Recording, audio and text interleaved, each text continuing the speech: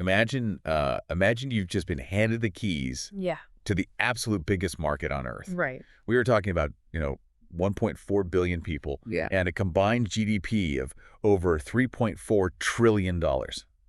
Just waiting there. Huge. It sounds amazing. But there's a catch, and it's a pretty massive one. Yeah, to say the least. You literally have no roads to get there. Yeah. And no power to run your factories once you do. And what's fascinating here is that's not a hypothetical. That is the staggering contradiction of this exact scenario. Exactly. You have this incredible political architecture for a unified continental economy, but the physical foundation to make it actually function, it's practically non-existent. Which is exactly what we're getting into today. Welcome to the Deep Dive, where our mission is to unpack a really genuinely gripping report from May 2026. Yeah, the CAISD report. Right, from the Center for AI and Sustainable Development. It's titled Broken Promises, Blocked Borders. A very fitting title, honestly. Seriously. Because we are trying to figure out why the African Continental Free Trade Area, or the AfCFTA, which is currently the world's largest free trade area by membership, by the way, Right. why it's risking becoming just, a failed project on paper, according to some analysis from the Friedrich Naumann Foundation. Well, the sheer scale of the ambition versus the reality on the ground, that's where the friction is. Yeah. I mean, getting 44 out of 55 African Union member states to ratify a free trade agreement. It's huge. It is a monumental triumph of political will. It's undeniably historic. Yeah. But there is this massive yawning gap between, high-level diplomatic resolutions signed in a nice air-conditioned conference room. Right, the handshakes. Exactly, the handshakes. And the actual physical dirt, the asphalt, the fiber optics needed to make those handshakes mean anything. Because you can't exactly transport a shipment of textiles over a diplomatic handshake. No, you definitely cannot. So to really grasp the stakes for you, the listener, we kind of have to look at what the AfCFTA was supposed to do when it actually became operational back in January 2021. Right. Because the World Bank projections, they were not subtle at all. They were massive. Yeah, they estimated that full implementation could lift like 30 million people out of extreme poverty Oh. and add $450 billion to Africa's income by 2035. And those numbers, they represent a complete generational economic transformation. Truly. Because the core mechanism, in theory, is simple. You lower tariffs, you create a single market, and African nations trade with each other. Right. It breaks that whole historical reliance on just exporting raw, unprocessed materials overseas to Europe or Asia and shifts the focus to, internal economic growth. But, and here's where we hit the wall, the reality check today is sobering. Intra-African trade is hovering at just like 14 to 16%. It's incredibly low. It is. Okay, let's unpack this for a second. Yeah. If you look at Europe and North America, they trade internally at rates of like 60 to 70%.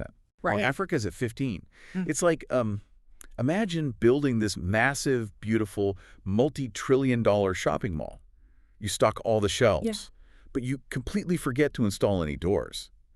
Or, pave the parking lot. The market is right there, but literally nobody can get inside to buy anything. That is a perfect analogy because it illustrates this really foundational economic concept, supply-side constraints. Okay, break that down for us. Well, the treaty brilliantly addresses the demand side, right? Yeah. And the regulatory side by lowering those tariffs. Sure. But a 0% tariff is utterly meaningless if you physically cannot supply the goods to the buyer. I do have to push back on this a little bit, though, looking at the data in the CAISD report. Go for it. Because if the tariffs are dropping on paper, why are the costs still so punishingly high for actual businesses? Right. The numbers show that manufacturing energy costs there are up to 4 times higher than peer markets. Yeah. Road freight is double what it is in the U.S. Yeah. Even mobile internet is like 4 times more expensive than in South Asia.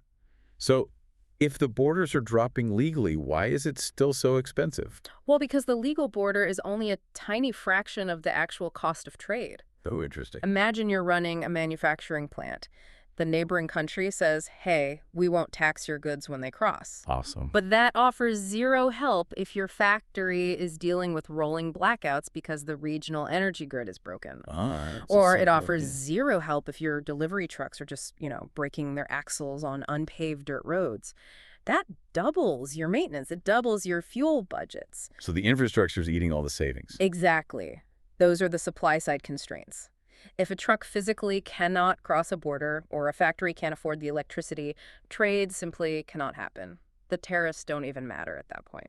Man, so if the supply side constraints are the disease here, the African Union definitely thought they had the cure, right? They did. Because they launched PIDA, the Program for Infrastructure Development in Africa. Yes, PIDA, which was launched way back in 2010 with this really massive mandate. Yeah. It was literally designed to be Africa's quote-unquote Marshall Plan for transport, energy, ICT, and water.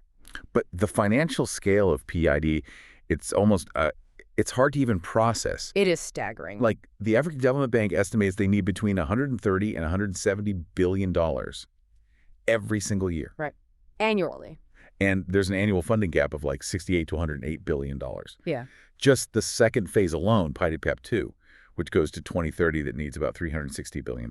Yeah, the financial deficit is astronomical. But honestly, the execution deficit is actually far more alarming. Wait, really? How so? Well, a 2025 review found that approximately 80% of PIDA projects fail at the feasibility stage. 80%. Yes. So 4 out of 5 projects basically never even break ground. Exactly. They just die as ideas. They languish in this sort of bureaucratic purgatory. Wow. And this reflects these deep systemic deficiencies in turning, those ministerial handshakes we talked about into bankable, shovel-ready projects.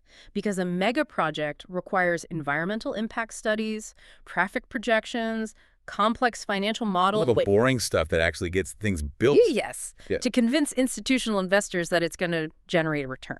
And looking at the reports from ADIA NEPAD, that's the AU's development agency, this glaring contradiction jumps out at me. The funding sources. Yes, because they note that only about 42% of the financing for the first phase of PIDA actually came from AU member states. Right. The rest was all external donors. So, wait, 44 countries ratify the free trade agreement, but less than half the funding for the roads to make it happen is coming from inside the continent. Yeah. Isn't that lack of national ownership just a huge contradiction? It's massive. And if we connect this to the bigger picture, that lack of internal funding is exactly what drives that 80% failure rate. Oh, really? How? Well, relying heavily on external donors introduces massive unpredictability and fragmented governance. Let me give you an example of how this plays out. Please do. Imagine a proposed bridge between two nations. Country A is using European donor funds. Okay. And those funds come with incredibly strict multi-year environmental regulations. Makes sense. But Country B is using national funds, which legally mandate the use of local contractors. Oh, I see where this is going. Right. And those local contractors don't meet the European environmental certifications. So the two countries spend 5 years just arguing over procurement forms. So the feasibility study just drags on indefinitely, and the private investors are like, nope, we are out. Precisely. Without funding coming from national budgets, there is no skin in the game, as financial folks call it. Right. When a project hits a hurdle, there isn't a domestic champion willing to spend the political capital to push it through. Okay, to really understand how this happens, how an infrastructure project just gets stuck for a decade, the report zooms in on one specific example. The Abidjan Lagos corridor. Yes, the ALC. It's basically the poster child for this crisis. Geographically, we are talking about a 1,028-kilometer coastal highway. It links Côte d'Ivoire, Ghana, Togo, Benin, and Nigeria.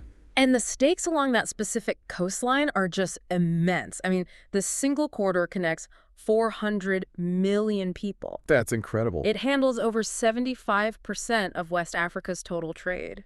So what was it supposed to be originally? It was supposed to be the ultimate proof of concept. A beautiful 6-lane expressway, harmonized border posts, fully digital customs, roadside logistics hubs. Like a superhighway of the future. Exactly. But the reality on the ground is, well, it's the exact opposite. Making that journey right now takes anywhere from 3 to 7 days. Yep. Border delays alone average 24 to 48 hours, just sitting there. Just waiting.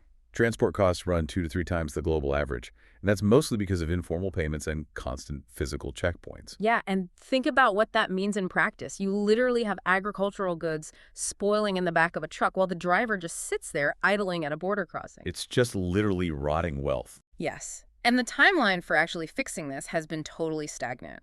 The feasibility studies for the ALC dragged on for over a decade. A decade just to study it. Yeah, because you had 5 sovereign nations unable to agree on financing models. And border harmonization stalled because of very real, national security concerns. Sure, nobody wants to give up control of their borders. Right. Each country fiercely guards that sovereignty. But that exact political friction is what scares away the private capital they desperately need. Well, the CAISD report does give us an update for 2026. Finally, some movement, yeah. Yeah, so as of early 2026, it's finally in an operational phase. In February, they launched the governing board, the ALCOMA. Right. And they are targeting an estimated $15.6 billion cost. Crucially, $6.8 billion of that has to come from private sources. Yep. And they want it done between 2030 and 2033. Which is incredibly ambitious. But taking over a decade just to establish the management board, that perfectly illustrates the paper market concept we were talking about. Yeah, a decade for a board meeting. Exactly. Because that $6.8 billion from private investors is the bottleneck. Private equity looks at a 10-year delay on a study and sees massive governance and revenue risk. They want a sure thing. Right. Before they commit billions, they need absolute certainty that tolls will be collected transparently, that borders won't arbitrarily close during some political dispute, and that all 5 nations actually share a synchronized legal framework. And until they get those guarantees, the money stays on the sidelines. Man. So what does this all mean for you, the listener? Does this continent-wide dream just stay stuck in traffic forever? Well, CAISD argues it doesn't have to be this way. These failures aren't inevitable. Right. They actually lay out 5 specific pathways out of this gridlock. Let's walk through them. Okay. Pathway number 1 is tackling the bureaucracy head-on. They want a dedicated AfCFTA infrastructure delivery unit. And this is key. It wouldn't just be another advisory board. They want a unit with ring-fenced funding that reports directly to the AU. So skipping the middleman. Exactly. Right now, a single highway needs sign-offs from multiple transport ministries, finance ministries, regional blocks. This delivery unit would bypass all that fragmented governance. Okay, pathway number 2. Front-load private sector finance. Scaling up public-private partnerships, green bonds. Because a government doesn't necessarily need $15 billion up front. They just need enough to guarantee the downside risk. So promising investors they won't lose their shirts if the traffic is slow the first few years. Yes, exactly. De-risking. That unlocks massive private capital. Now, pathway number 3. This is where it gets really interesting for me. The digital side. Yes. Integrating AI and digital infrastructure. Embedding AI-powered customs and digital borders to make the market AI-ready. It's a huge opportunity. Well, wait, let me push back here.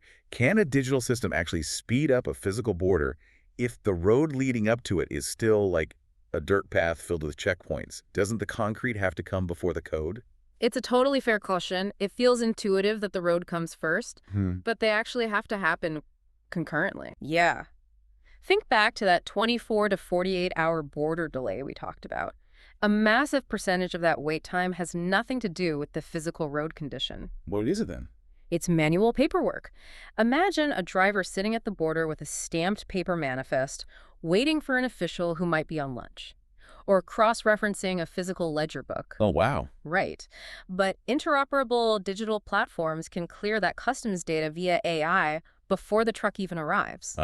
So you instantly remove the bureaucratic plot hole. Exactly. It's a vital quick win. You get trade flowing faster while the concrete is still drying. I love that. Okay, pathway 4. Strengthen project preparation. Basically fixing that 80% failure rate. And the key here is pure accountability. How does that work? Well, if a nation publicly commits to a regional corridor, there have to be mechanisms to ensure they actually follow through with their own domestic zoning laws and environmental clearances. They can't just pass the buck. Hold each other's feet to the fire. Precisely. And finally, pathway 5. Leverage the AfCFTA Adjustment Fund. This is so important. Yeah, because helping states transition is crucial.